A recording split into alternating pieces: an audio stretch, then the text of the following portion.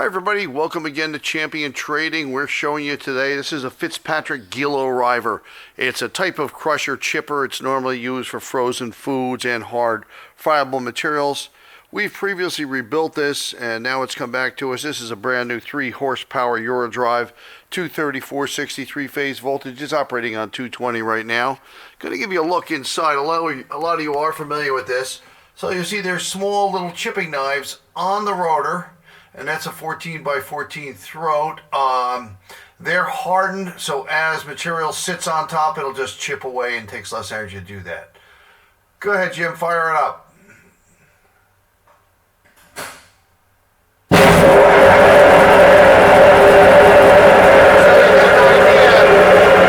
running at 630 RPM. The stainless frame was added to it by the former user. You'll see the body is hinged right here, hinge pin in the front, swing it open for cleaning.